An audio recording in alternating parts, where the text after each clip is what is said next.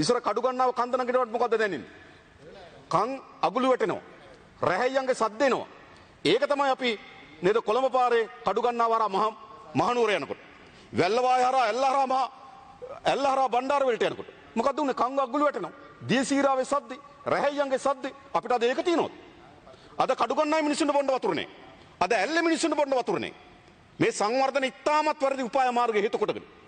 මම එක උදාහරණයක් කියන්නම්. සාමාන්‍ය තුඹ කරවිල. සාමාන්‍යයෙන් අපේ ගම්වල තුඹ කරවිල වගා කරේ නැහැ. ඒ කාලේ ජනමතයක් තිබුණා, සාමාන්‍ය ජන සම්ප්‍රදායක් තිබුණා. තුඹ කරවිල ගහේ තුඹ කරවිල වගා කරලා තුඹ කරවිල වැලේ මලක් එනකොට gedara මරණයක් සිද්ධ වෙනවා කියන. එනිසා තුඹ කරවිල කියනවා අපි වගා කරේ නැහැ.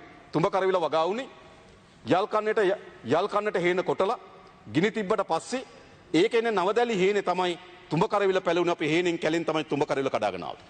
හැබැයි දැන් තුඹ කරවිල වගාවක් තිබෙනවා. මේ බහුජාතික සමාගම් අපිට අදට ඇට ටින් එකක් කියවනවා. තනමල් විල පැත්තට ගියොත් මම වගා කරනවා. කොහොමද වගා කරන්නේ? පාන්දර 4ට නැගිටලා පිනිහිදෙන්න කලින් තුඹ කරවිල වැලේ පිරිමි මලක් තෝරාගෙන මලෙන් මලට ගෑනු මලෙන් මලට තිය ගිහිල්ලා අතෙන් පරාගණය කරනවා. අපේ කුසකර්මාන්තයක් එහෙම තිබුණා. පාන්දර 4ට නැගිටලා පිරිමි මල හොයාගෙන පිරිමි මල කඩාගෙන ගෑනු මලේ නේද තිය ගිහිල්ලා පරාගණය කරනවා. ටෝච් එක ඔළුවේ බැඳගෙන බම්බයක් හාරකට වතුර තිබ්බ රටේ බඹ 6ක් කැපුවත් වතුර නැති තත්ත්වයක් මතුවී තිබෙනවා. ඒ නිසා මේ භූගත ජල මට්ටම උඩට ගෙන එන්න විශේෂම වන සංරක්ෂණය අතිශය වැදගත්. ඒ වගේම ජල පෝෂක ප්‍රදේශ නඩත්තු කිරීම අතිශය වැදගත්. ඒ වගේම අපේ මේ ගම් වතුර පාලනය කරලා කියන විකෘතියක් නිර්මාණය වී තිබෙනවා. අද එදා අපි පරාක්‍රම බාහු රජුරෝ නේද දේශ කිව්වයි කියලා අපි කියන්නේ මොකද්ද? වැටෙන එක වතුර පොදක්වත් ප්‍රයෝජනෙට නොගෙන මහා මුහුදට යවන්න එපා කියලා. හැබැයි අපි අද සැලසුම මොකක්ද? අද අපේ සැලැස්ම වැටෙන වතුර ඉතා වේගෙන් ගඟ හරහා තල්ලු කරන්න ඕන මහ මුහුදට. මෝය කටවලරලා මහ මුහුදට වතුර යවනවා. කළු ගඟේ මෝය කට කැපුවා. එයි වතුර වේගෙන් යවන්න. ගරු මන්ත්‍රීතුමනි, මහ පොළොවට වැටෙන වතුර වේගෙන් මහ මුහුදට තල්ලු කරන එක තමයි අපේ වාරි සැලැස්මද. මෝය කටවල් කපල වතුර යවනවා. මොකද සිදු වී තිබෙන්නේ? වතුර මේ මහ පොළොවට උරා ගන්න සැලැස්මක් හදන්න ඕනකම තිබෙනවා.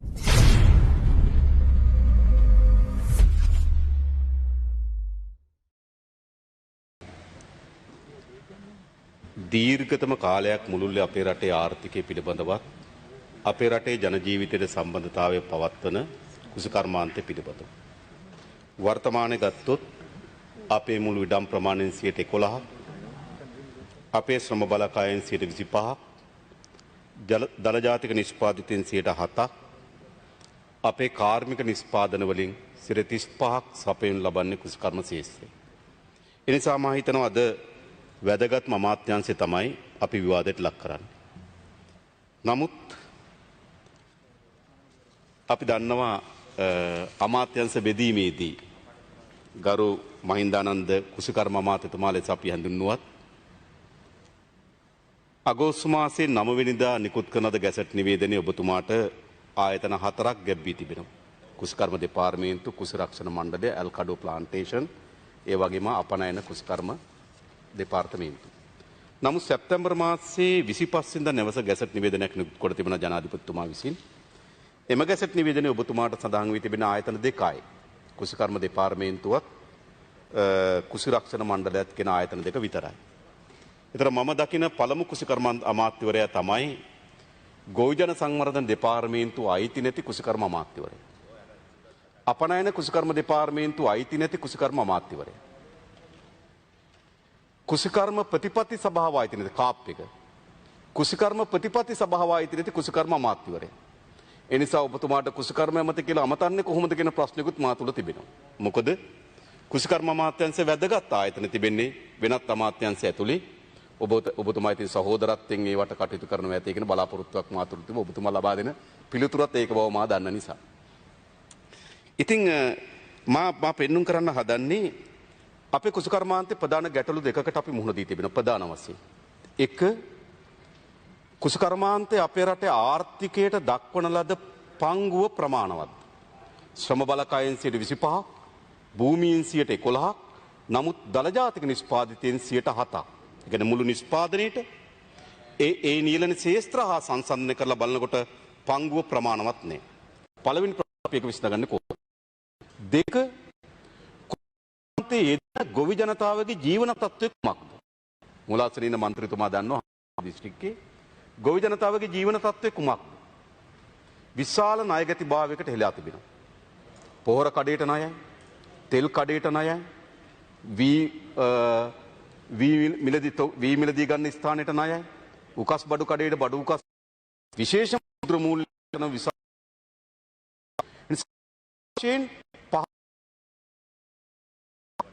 වගේ ඔවුන් වී තිබෙන රටේ තිබෙන ජනතාවට මේ අඩු ගොවි ජනතාව පිළිබඳ ප්‍රශ්න අඩුම පහසුකම් තිබෙන්නේ ගොවි ජනතාව. එනිසා උන් සමාජීය වශයෙන් බෙලෙහින. තමයි මේ අමාත්‍යංශයට පැවරී තිබෙන කාර්යයන් ඇතුලේ ආර්ථික වශයෙන් අපි කුසකර්මාන්ත ඉදිරියට ගෙනෙන්නේ කොහොමද? ගොවි ජනතාවගේ ජීවන තත්ත්වය උසස් වීම සඳහා කුසකර්මාන්ත යෝග්‍ය කරගන්නේ කොහොමද? ඔවුන්ගේ සමාජ ජීවිතය උසස් කරන්නේ කොහොමද කියන පිළිබඳව යොමු කළ යුතුයි. ප්‍රධාන වශයෙන් මතුවී තිබෙන පිළිබඳ අවධානය යොමු කරන මන්ත්‍රීතුමනි. මොකද ප්‍රශ්න? අපි දීර්ඝ කාලයක් තිස්සේ ගොවි වගේ ජීවන තත්ත්ව උසස් කිරීම, කුසකර්මාන්තය සංවර්ධනය කිරීම, තමන්ගේ ආර්ථික උපාය මාර්ගයයි කියා විවිධ වහසිපස් දොඩවා තිබෙනවා. හැබැයි අපේ රටේ ප්‍රශ්නයක් අපි දන්නේ ප්‍රධාන මාෆියාව තුනක් අවුස් අවි ආයුධ මාෆියා.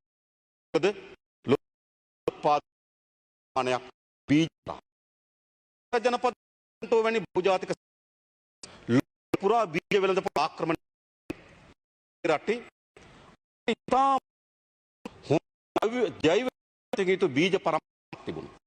අපිට වට්ටනාම අණ්ඩක ප්‍රභේද ගණන්, බඩීර්ඝ ප්‍රභේද ගණන් ඒ පසට ඒ ගැළපෙන පන් බීජ සම්පතක් අපිට තිබෙනවා. අද මේ බීජ සම්පත තිබෙනවා. මුළු බීජ සම්පත මසුරුවන් බහුජාතික ප්‍රමාණය. අපිට පෙන්නා මේ බීජ විකෘති භාවය. ප්‍රෝග්‍රෑම් මේ කිලෝග්‍රෑම් බාර CI ඩොලර් එක රුපියල් 50. හැබැයි විකුණන්නේ 1,60,000.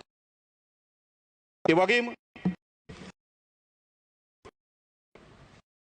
වරායෙන් ගොඩ බානකොට CIF වැලියු එක ඩොලර් 190යි. ඒ කියන්නේ රුපියල් 35,150යි. විකුණන්නේ 1,08,000යි. ගස් ලැබුවට කිලෝ එකක්. තක්කාලි කිලෝ එකක් තක්කාලියට කිලෝ එකක් වරායෙන් බානකොට ඩොලර් 600යි. ඒ කියන්නේ රුපියල් 1,11,000යි. විකුණන්නේ 1,90,000යි. ගෝවට කිලෝ එකක් වරායෙන් බානකොට ඩොලර් 85යි. විකුණන්නේ රුපියල් මේ ඩොලර් 85යි. ඒ කියන්නේ 15,725යි. විකුණන්නේ 1,04යි. ඉතින් මේ බීජ අධිකාරීත්වය බිඳින්නේ කොහොමද? අපිට මතක 1990 ඉඳන් ගත වෙච්ච අවුරුදු 30 බැලුවොත් අපි එක බීජ ගොවිපලක් මේ රටේ හදලා තිබෙනවද? අපි බීජ ගොවිපල විකුණලා දැම්මා. පැල්ලහැර බීජ ගොවිපල CIC සමාගමට විකුණුණා. බීජ ගොවිපල සමාගමට විකුණුණා. තඹුත්තේ CIC සමාගමට විකුණුණා.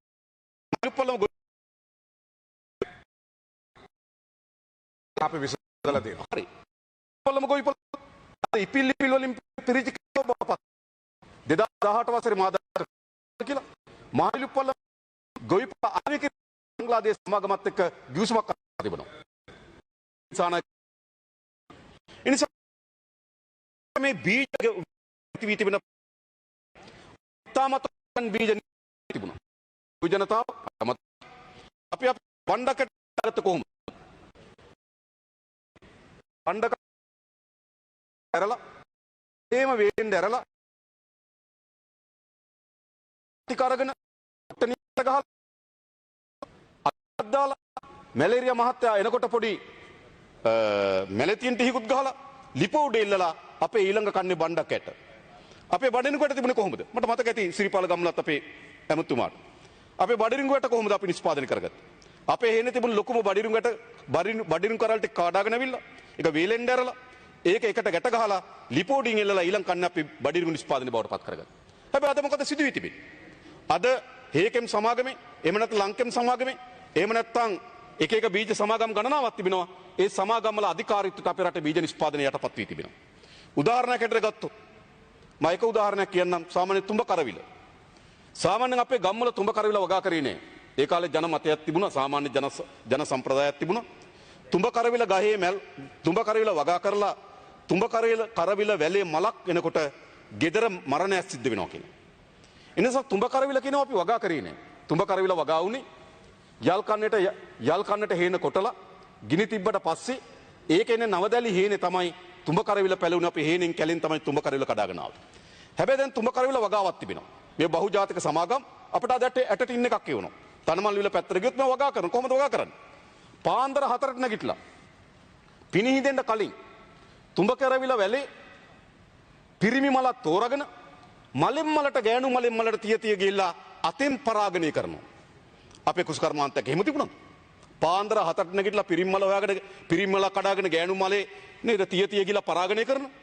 ටෝච් එක ඔළුවේ බැඳගෙන. ඒ නිසා මේ බීජ නිෂ්පාදනයේ මේ දශක ගණනාවකට පසුව අපේ රටේ ඉතාමත් විශිෂ්ට ජෛව විවිධත්වයට සහිත බීජ තිබුණා. මේ බීජ මුළුමනින්ම අද අපි බහුජාතක සමාගම් වල අයිතියට යටත් කිරීමට යටත් කර තිබෙනවා. මේ විසඳීම සඳහා වැඩපිළිවෙලක් අවශ්‍යයි. දෙක අපේ රටේ ජලය මා විශ්වාස කරනවා අපේ රටේ තිබුණා වැව් 32000ක්. පණ්ඩුකාභය රජුරුව නිර්මාණය කරපු අබේ වැවේ සිට ගත වෙච්ච ඉතිහාසය පුරා වැව් 32000ක් නිර්මාණය කරලා තිබුණා. අපි හිතනවා අපේ රජ කෙනෙක්ගේ ඉතිහාසය ගැන ලියුනේ ඒ රජුරුව ගැන වැඩිපුර කතා වුණේ ඔහු ගොඩනගපු වැව් පිළිබඳව. අපට ධාතුසේන රජුරුව මතක් වෙන්නේ කලාවැව නිර්මාණය කරාගෙන. පණ්ඩුකාභය රජුරුව මතක් වෙනවා අබේ වැව නිර්මාණය කරා කියලා. මහසෙන් රජුරුව මතක් වෙනවා මින්නේරි වැව නිර්මාණය කරා කියලා. පරාක්‍රම බාහු රජුරුව මතක් වෙනවා පරාක්‍රම සොබ්බුරි නිර්මාණය කරා කියලා. නිසා අපි ඉතිහාසයේ පුරාවර්තව ලියුනේ වාරි කර්මාන්තයත් එක්ක. වාරි කර්මාන්තය ඇතුලේ තමයි අපේ තාක්ෂණය තිබුණේ. අපි දුරකථන හොයාගෙන නේ. අපි මුද්‍රණ මැසි හොයාගෙන නේ. අපි මඩසොර හොයාගෙන තිබෙනවා. අපි විසෝකොටුව හොයාගෙන තිබෙනවා. අපිට කලාවැවේ සිට තිසාවැව දක්වා අංගලකට බැස්මස් සහිත මහා යෝධයලා නිර්මාණය කරලා තිබෙනවා.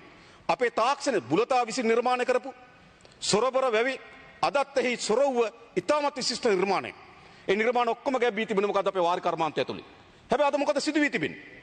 1980 ඉඳන් අද මේ අවුරුදු 40ම අපි අවුස්සලා බැලුවොත් අපේ රටේ වර්ෂාපතන අඩුවීමක් නැහැ. වර්ෂාපතන වෙනස් වෙලා තිබෙනවා. හැබැයි වාර්ෂික වර්ෂාපතන අඩුවීමක් නැහැ. කාලය වෙනස් වෙලා තිබෙනවා. ධාරිතාවම වෙනස් වී තිබෙනවා. හැබැයි වාර්ෂික වර්ෂාපතන විශේෂ අඩුවීමක් නැහැ. හැබැයි මොකද්ද අද අපේ වතුරේ ප්‍රශ්නේ? පළවෙනි එක අපිට මේ ජල ප්‍රශ්නේ විසඳා ගැනීම සඳහා මා හිතනවා ක්‍රම කිහිපයක් තිබෙනවා. එකක් සුළු හා මධ්‍ය පරිමාණ වැව් පද්ධතිය. අපේ වැව් 32000ක් තිබුණා. අද අපිට ඉතුරු වී තිබෙන වැව් 14000යි. මේ වැව් 14000න් වැව් 12000ක් අභාවයට යමින් තිබෙනවා. වැව් 2000යි ප්‍රකෘති තත්ත්වයේ තිබෙන්නේ. මේ සුළු හා මධ්‍ය පරිමාණ වැව් පද්ධතිය යලි ප්‍රතිසංස්කරණය කරන්නේ කොහොමද? අපිට ඉතාමත් වාසනාවන්ත රටක්. මෝසම් දෙක වර්ෂාවක් තිබෙනවා. අතරමැදි මෝසමක වර්ෂාවක් තිබෙනවා. ලෝකේ බොහෝ රටවල වලට මෝසම් දෙක වර්ෂාවක් නැහැ. එක මෝසම වර්ෂාවක් තිබෙනවා. මේ වැටෙන වර්ෂාව ආරක්ෂා කර ගැනීම සඳහා මේ සුළු හා මධ්‍ය පරිමාණ වැව් පද්ධතිය ඇති කර තිබෙන විනාශය යලි මේ සුළු හා මධ්‍ය පරිමාණ වැව් පද්ධතිය අපි ප්‍රතිසංස්කරණය කළ යුතුයි. ඉතුරු වී තිබෙන වැව් 14000. දෙක අපේ රටේ භූගත ජල මට්ටම මේක ඉතාමත් පහළට ගිහිලා තිබෙනවා. අපිට මතකයි අපි පොඩි ඉතාමත් කුඩා කාලේ අපි සාමාන්‍යයෙන් ගම්වල කියන්නේ බම්බයක් කැපුවොත් වතුර තියෙනවා. අඩි 6ක්. බම්බයක් කපපුවම වතුර තියෙනවා. අද බම්බ දෙක තුන කැපුවත් වතුර නැහැ. එනිසා ජලය රඳවා ගැනීම හොඳම තැන කොතනද? ජලය රඳා ගැනීම හොඳම තැන මහ පොළොව. ජලය තැම්පත් කරන්න ඕන මහ පොළොවේ. එනිසා අපේ දීර්ඝ සැලැස්මක් අවශ්‍යයි කරු මන්ත්‍රීතුමනි. මේ භූගත ජල මට්ටම අපි උඩට ගේන්නේ කොහොමද? එය අඩි 4ක් 5ක් මට්ටමකට අපි ගේන්න. මම හිතන්නේ මේක අවුරුද්දෙන් දෙකකින් අවුරුදු 10ක් 15ක දීර්ඝ සැලැස්මක් ඕන. මේ පහළ ගොස් තිබෙන භූගත ජල මට්ටම අපි ඉහළට ගේන්නේ. බම්බයක් හාරගොඩ වතුර තිබු රටේ බම්බ 6ක් කැපුවත් වතුර නැති තත්ත්වයක් මතුවී තිබෙනවා. නිසා මේ භූගත ජල මට්ටම උඩට ගෙන එන්න විශේෂම වන සංරක්ෂණය අතිශය වැදගත්. ඒ වගේම ජල පෝෂක ප්‍රදේශ නඩත්තු කිරීම අතිශය වැදගත්. ඒ වගේම අපේ මේ ගම් වතුර පාලනය කරලා කියන විකෘතියක් නිර්මාණය වී තිබෙනවා. අද එදා අපි පරාක්‍රම බාහු රජුරෝ නේද දේශ කිව්වයි කියලා අපි කියන්නේ මොකද්ද? වැටෙන එක වතුර පොදක්වත් ප්‍රයෝජන නොගෙන මහා මුහුදට යවන්න එපා කියලා. හැබැයි අපේ අද සැලැස්ම මොකක්ද? අද අපේ සැලැස්ම වැටෙන වතුර ඉතා වේගෙන් ගඟ හරහා තල්ලු කරන්න ඕන මහා මුහුදට. මෝය කටවලරලා මහා මුහුදට වතුර යවනවා. කළු ගඟේ මෝය කට කැපුවා. ඇයි වතුර වේගෙන් යවන්නේ? ගරු මන්ත්‍රීතුමනි, මහා පොළොවට වැටෙන වතුර වේගෙන් මහා මුහුදට තල්ලු කරන එක තමයි අපේ වාරි සැලැස්මද. මෝය කටවල් කපල වතුර යවනවා. මොකද සිදු වී තිබෙන්නේ? වතුර මේ මහ පොළවට උරා ගන්න සලස්මක් හදන්න ඕනකම තිබෙනවා. වතුර තැම්පත් කිරීම ඉතාමත් වැදගත්ම තමයි මහ පොළොව. ඒ නිසා අපේ දීර්ඝ කාලීන සලස්මක් හද අපිට අවශ්‍යයි මේ මහ පොළොවේ භූගත ජල මට්ටම ඉහළ දමන්න. ඒකට ජලදර ප්‍රදේශ සංරක්ෂණය කරන්න ඕන. අපිට මතකයි මහවැලි ගඟේ වතුර හිඳන කාලෙට වීලි කාලයක් එනවා සාමාන්‍යයෙන්. ඒ කාලෙට ඒත් මහවැලි ගඟේ වතුර හිඳුන්නේ නැහැ. එයි ජලදර ප්‍රදේශ හරහා මහවැලි ගඟට නිරන්තරයෙන්ම උල්පත් තිබුණා. අද උල්පත් හිඳලා තිබෙන්නේ. ඔබතුමාට මතකයි මහනුවර යනකොට ඉස්සර කඩුගන්නාව කන්ද නගිනවට මොකද දැනෙන්නේ? කන් අගුළු වැටෙනවා. රැහැයන්ගේ සද්ද එනවා. ඒක තමයි අපි නේද කොළඹ පාරේ කඩුගන්නාව හරහා මහනුවර යනකොට. වැල්ලවාය හරහා ඇල්ලහරා බණ්ඩාර වලට යනකොට මොකද උනේ? කන් අගුළු වැටෙනවා. දියසීරාවේ සද්ද, රැහැයන්ගේ සද්ද අපිට අද ඒක තියෙනවද? අද කඩුගන්නාවේ මිනිස්සුන්ට බොන්න වතුර නැහැ. අද ඇල්ලේ මිනිස්සුන්ට බොන්න වතුර නැහැ. මේ සංවර්ධන ඉතාමත් වැරදි උපාය මාර්ග හේතු කොටගෙන මධ්‍ය කඳුකරේ එලි කරමින් මධ්‍ය කඳුකරේ මහ විශාල පරිසර හානියක් සිදු කරමින් අපේ මුළු ජල උල්පත් සහ ජල පෝෂක ප්‍රදේශ සහ ජල ධාරක ප්‍රදේශ මුළුමනින්ම විනාශයටපත් කොට තිබෙනවා. ඒ නිසා අපි යලි සැලකිලි ලක් කරන්න ඕනකම තිබෙනවා. අපි කොහොමද මේ මහ පොළොවේ අපේ ජල තැන්පත් කිරීම සඳහා අපේ ජල මට්ටම උඩට ගේන්නේ කියලා. ඒක ඉතා වැදගත්. ඊළඟ ප්‍රධාන ප්‍රශ්නය අපේ වාෂ්පීකරණය ජලයේ වාෂ්පීකරණය වැඩි වී තිබෙනවා. 2019 මා දන්නා භූගර්භ විද්‍යාඥ කණ්ඩායමක් විසින් කන්තල වැව ඉලක්ක කරගෙන සමීක්ෂණයක් කරා. 1980 දී දවසකට වාෂ්පීකරණය වුණේ මිලිමීටර 3යි. 2019 දී දවසකට වාෂ්පීකරණය වෙනවා මිලිමීටර 6ක්. ඒකට මොකද වෙලා තිබෙන්නේ? වායුගෝලයේ තෙතමනි වනාන්තර එලි කරා. ජල පෝෂක ප්‍රදේශ විනාශ කරා. පොළොවේ භූගත එළ මට්ටම් පහළ ගියා. මොකද සිදු වී තිබෙන්නේ? අද වාෂ්පීකරණය වෙන වේගය වැඩි වෙලා තිබෙනවා. නිසා දවසකට කන්තලේ වැවේ මිලිමීටර 6ක් වාෂ්පීකරණයට ලක් වෙනවා. ඒ නිසා මෝසම් දෙක වර්ෂාවක් තියෙන රටේ අතරමැදි මෝසමක් තියෙන රටේ මොකද සිදු වී තිබෙන්නේ? ඒ වගේම මම මේක අනිත් පැත්තත් මතු කරන්න කැමති පානීය ජල අර්බුදයක් නිර්මාණය වී තිබෙනවා. ලෝකේ බොහෝ රටවල් වල ටැප් එකෙන් වතුර බොන්නේ නැහැ, බෝතලෙන් වතුර බොන්නේ. හැබැයි තාමත් අපිට පුළුවන් වෙලා තියෙනවා ටැප් එකෙන් වතුර බොන්න. ගොඩක් බෝතල් කම්පැනි කාරයෝ ඇවිල්ලා තියෙන එක වෙනම දෙයක්. හැබැයි ටැප් එකෙන් වතුර බොන්න සමත් වී තිබෙනවා. අපි කොහොමද අපේ මේ රටේ ජලය පිරිසිදුභාවයෙන් ආරක්ෂා කරගන්නේ? අද ඔබ ගිහලා බැලුවොත් අනුරාධපුරේ පළවෙනි වකුගඩු රෝගය හම්බුනේ මැදවැච්ච ප්‍රාදේශීය ලේකම් කාර්යාලය. පළමු වකුගඩු රෝගය 1993 ඊට පස්සේ එතෙන් සිට නේද මේ පැත්තේ මාතලේ පැත්ත આવුත් නාවුල දක්වා වකුගඩු රෝගය ඇවිල්ලා තිබෙනවා. අනිත් පැත්තෙන් මයියංගනේ ගිරාඳුරු කෝට්ටේ දක්වා ගිහිලා තිබෙනවා. මේ පැත්තේ පොළොන්නරුවෙන් ගත්තොත් මඩකලපේ සීමාව දක්වා වකුගඩු රෝගේ ව්‍යාප්ත වෙලා තිබෙනවා. ඇල්ලපාරේ ආවොත් ගල්ගමුව ගිරිබාව වාරියපොළ දක්වා වකුගඩු රෝගේ ව්‍යාප්ත වී තිබෙනවා. මේ මැදවච්චේ ග්‍රාමනිල ප්‍රාදේශීය ලේකම් කොට්ටාසක හම්බ වූ වකුගඩු රෝගිය අවුරුදු 27ක් යනකොට මොකද සිදු වී තිබෙන්නේ? අපේ රටේ භූමියෙන් 3/1කට ආසන්න ප්‍රමාණයක් අද ගොදුරු කරගෙන තිබෙනවා. සාමාන්‍ය මා හිතන තව ටික කාලයක් යනකොට රජරට දුවදරුවන්ට සිද්ධ වෙන්නේ. සාමාන්‍යයෙන් ඉස්සර විවාහයක් කරනකොට රජරට පොරොන්දම් බලනවා. මම හිතන්නේ තව අවුරුද්දක් දෙකක් යනකොට සිද්ධ වෙන්නේ වකුගඩුව බලන්න. මොකද මේක විශාල ව්‍යසනයක් බවට පත් වී තිබෙනවා. ඒ නිසා මේ ජලය අපිරිසුදු වීමේ ප්‍රශ්නේ, විස මුහු වීමේ ප්‍රශ්නය පිළිබඳවත් අවධානය යොමු කරන්න ඕන ජලය පිළිබඳව. ඊළඟ ඉඩම් ප්‍රශ්නේ. දැන් මා දැක්ක ආණ්ඩුවේ ප්‍රධාන යෝජනාවක් තිබුණා බඩිරිඟු අක්කර 40000ක් වගා කරන්න ඇවන්ගාඩ් සමාගමට අක්කර 5000 දෙන්න කියලා කුෂිකර්ම අමාත්‍යාංශය විසින් ලිපි යොමු කර තිබෙනවා. ඒතර මහා පරිමාණ සමාගමෙත් අපේ රට ඉඩම් පවරන්න ඕන. ඇමරිකන් ඩෝල් සමාගමට 2010 2015 ආසන්න කාලේ ඉඩම මාගාව ලියුම තියෙනවා. වෙන් කරලා නැත්තම් බොහොම හොඳයි. නමුත් ඇවන්ගාඩ් සමාගමට අක්කර 40000ක බඩිරිඟු වගා කරන්න සූදානම්. අක්කර 5000ක් පයිලට් ප්‍රොජෙක්ට් එකක් හැටියට කියලා නිදහස් කරන්න කියලා දෛපු ලියුම මංගාව තිබෙනවා. ඒතර මා කියන්නේ සමාගමකට අපි ඉඩම් දෙන්න ඕන. සමාගමට ඔබතුමා දන්නවා සෝමාවති චෛත්‍යයට එහා පැත්තේ අක්කර 5000ක් දුන්න කාටද? ඇමරිකන් ඩෝල් කාර්යයට. අර පැත්තේ පැලවත් මොනරාගල පැලවත්තේ සීනි සමාගම ගාව අක්කර 1800ක් දුන්නා පැලවත්තේ. ගුණතිලක ගරු මන්ත්‍රීතුමා මගේ කාලේ මුරාසන මන්ත්‍රමනි මෙතුමා දැන් මේ වැව් සම්බන්ධව කතා කරා. අන්තිම පොයින්ට් ඔෆ් ඕඩර් එතකොට එතුමා 2004 කුෂිකර්ම ඇමතිවරයා. එතුමාම කිව්වා 1000ක් හදනවා කියලා. කරු මන්ත්‍රීතුමා රීති ප්‍රශ්නයක් නෙමෙයි. ගරු කතානායකතුමනි හොඳින් තේරුම් ගන්න ඕනේ වැව් ප්‍රතිසංස්කරණය කරන්න කියන්නේ මොකද්ද? වැව් හදනවයි වැව් ප්‍රතිසංස්කරණය කියන්නේ දෙකක්. එක. ඒතර අපේ සලස්පත්තුම වැව් දසදහසක් ප්‍රතිසංස්කරණය කරන්න 2004 වසර සඳහා අපි තෝරන් තිබෙන වැව් 1000 අපි 802ක් ප්‍රතිසංස්කරණය කර තිබෙනවා. හැබැයි මතක තබා ගන්න. මේ ප්‍රතිසංස්කරණ අවුරුදු 10ක් 15ක් කරන් පවතින්නේ නැහැ. මේ ලක්ෂ 5ක් 8ක් අතර මුදල් ප්‍රමාණයක් තමයි එක වැවකට වියදම් වී තිබුණේ. ඒකේ කරන්නේ මොකද්ද? ඇනිකට් එක හදන එක, සොරවුව හදන එක, අර පැත්තෙන් ජලපෝෂක ප්‍රදේශයේ ඇති වී තිබෙන ගැටලුවට විසඳුම් සෙවීම, වැව් කණ්ඩිය එසවීම වැනි ප්‍රතිසංස්කරණ. ඒවා අඩුම තරම අවුරුදු 10න් 10ටවත් කරන්න ඕන. 2004 කරපු එක 2020 තියෙදි ඒක තියෙන්නේ. එනිසා ගරු කතානායකතුමා මේ මන්ත්‍රීවරු ඒකට පොඩ්ඩක් අවබෝධයෙන් කතා කරන්න කියලා මා කියනවා. ඊළඟ මා කියන්නේ ඉඩම් ප්‍රශ්නේ. ඒතර ඉඩම් මොකද උනේ? තා මිනිත්තු 5ක කාලයක්. ඔව් ටිකක් තියෙනවා. පළවත සීනි සමාගමාව. ඉඩම් ලබා දුන්නේ කාටද? ඇමරිකන් ඩෝල් සමාගම. උල්ලිටි ඉඩම් ලබා දීලා තියෙන කාටද? ඇමරිකන් ඩෝල් සමාගමට. අපේ රටේ කෝ තුන්වෙනි පරම්පරාවේ දුවදරුවන්ට ඉඩම්. ඔබතුමා දන්න පොළොන්නරුවේ මින්නේරි ව්‍යාපාරය පටන් ගත්ත 1936. මඩින් 5යි ගොඩින් 5යි. එහෙමනේ. 1936. දැන් අවුරුදු ගත වෙලා තියෙනවා 84ක්. අවුරුදු 84 වෙනකොට පරම්පරා තුනක් හැදිලා තිබෙනවා. දැන් අලුත් පරම්පරාවේ ගොවි දුවදරුවන්ට ඉඩ කඩන්නේ. ඉඩන්නේ. අඩුම තරමේ ගෙයක් හදාගන්න ඉඩන්නේ. මේකනේ ප්‍රශ්නේ. ඒ වගේම ගිරිතෙල ව්‍යාපාරය පටන් ගත්ත 1952. 1952. දැන් අවුරුදු 68ක් ගත වී තිබෙනවා. කොහේ ඊළඟ දෙවෙනි පරම්පරාවේ දුවදරුවන්ට ඉඩ කඩමුකෝ. ඒ වගේම කවුඩුල්ල ව්‍යාපාරය පටන් ගත්ත 1952. ගොඩින් 3යි මඩින් 5යි. දේව ව්‍යාපාරය පටන් ගත්ත 1960 දශකේ. ගොඩින් 3යි මඩින් 5යි. මහවැලි ව්‍යාපාරය මහවැලි ව්‍යාපාරය. අපිට දුන්නේ ගොඩින් අක්කර භාගයේ මඩින් අක්කර දෙකමාර 1982. අපේ අලුත් පරම්පරාවන් හැදලා තිබෙනවා. ඒ නිසා අපේ කුසකර්මාන්තය දිනු කරන්න නම් ගරු කතානායකතුමනි නව පරම්පරාවේ දුවදරුවන්ට ඉඩම් ලබා දෙන්න ඕන. එහෙම නැත්නම් සමාගම් මෙතන නෙවෙයි ඇවන්ගාඩ් කාර්යයට, ඇමරිකන් ඩෝල් කාර්යයට, එහෙම නැත්නම් විවිධ ව්‍යාපෘතිවල මම දැක්කා කියලා කන්තලේ අක්කර 22500ක් තියෙනවා. එස්.එම්. චන්ද්‍රසේන කියලා ඩෝසර් එක නැගලා කන්තලේ සුද්ධ කරන්න හදනවා. කාටද ඉඩම් දුන්නේ? ඒ අක්කර 22500 දුන්නේ සමාගමකට. එම ඉඩම් අයිතිය රට ගොවි ජනතාවට. කන්තලේ සීනි සමාගම තියෙනකොට අක්කර දෙකමාරක උක්වගා කරා ගොවියෝ. ගොවියෝ 11000ක් හිටියා. එතෙන් ගොවියෝ 11000 තමයි අක්කර දෙකමාර ආදී භූමි ප්‍රමාණයන් වලින් උක්වගා කරලා සමාගමට උක් දුන්නා. ඒ ඉඩම් මේ ගොවියන්ගේ ඉඩම්. හැබැයි දැන් මොකද කරන්නේ? එස්.එම්. චන්ද්‍රසේන කියලා සමාගම් වලට ඉඩම් දෙනවා. ඩෝසර් වල නගලා සමාගම් වල ඔබ නෙවෙයි එස්.එම්. ගැන මා කියන්නේ.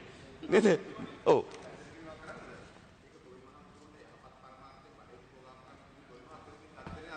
ඔව් බලමු දීලා තියෙන සමාගමකට. ඔව් සමාගමට වෙන මම දන්නවා ඒ ඉඩම් එස්.එම්. චන්ද්‍රසේන ගරු ඇමතුමා ඩෝසරේට නැංගි සමාගම වෙනුවෙන්. ගොවිය වෙනුවෙන් නෙවෙයි. එච්චර මට කියන්න තියෙනවා. ඔව් කමක් නැහැ. හරි. ඒ නිසා මේ ඉඩම් නැවත සමාගම් මත මේ ඉඩම් පැවරීම නතර කරන්න ඕන. අපේ රටේ තුන්වෙනි පරම්පරාවේ ගොවි දුවදරුවන්ට ඉඩම් ලබා දීම සඳහා සලස්මක් අත සූර්යවේ ඔබතුමා දන්නවා. සූර්යවේ පිට්ටනිය ගාව ඉඩම් දුන්නේ කාටද? ඔබතුමා දන්න මොන සමාගමකට දුන්නේ කියන අජිත් රාජපක්ෂ මුළුසුනේන මන්ත්‍රීතුමා. සමාගම් වලට මේ ඉඩම් දුන්නේ. ඒ නිසා මා හිතනවා නැවත මේ ඉඩම් ගොවි දුවදරුවන්ට ලබා දීම සඳහා කටයුතු කළ යුතුයි. ඊළඟ ප්‍රධාන ප්‍රශ්නේ යෙදුම්. දැන් මේ පොහොර පිළිබඳ ප්‍රශ්නේ මතුවුණා. ඉතින් මට මතකයි පහුගිය ජනාධිපතිවරණ එක් අපේක්ෂකයෙක් කෙනෙකුට වී වලට නිකන් දෙනවා කියලා අනිත් අපේක්ෂක කෙනා ඔක්කොටම නිකන් දෙනවා කියලා. හැබැයි මා කිව්වේ පොහොර සානාධාරයේ මේ තිබෙන ප්‍රමාණයට වඩා 7ක්වත් වැඩි කරන්නේ නැහැ කියලා. එයි මේ රසායනික පොහොර පාවිච්චි කිරීම අපේ මේ මහ පොළව වස විස වලින් පිරලා තිබෙන්නේ. අපේ පැවැත්ම තිබෙන ප්‍රධාන සාධක තුනක් මත. එකක් සූර්ය, දෙක වායුගෝලය, තුන මහ පොළව. මේක මත තමයි සියලු ජීවීන්ගේ පැවැත්ම තිබෙන්නේ. ඉතින් අපි දැනුවත්ව මේ මහ පොළව මේ පහ පොළව වස විස වලින් පුරවනවද තවත්? මේක යලි ප්‍රകൃති දතර මේ මහ පොළව අපි ගෙන ආයුතුව තිබෙනවා. ඒකද බීජ පොහොර කාලයක් තියෙනවා. යෙදවු මේ ඔක්කොම බහුජාතික සමාගම් වල සැලසුම්.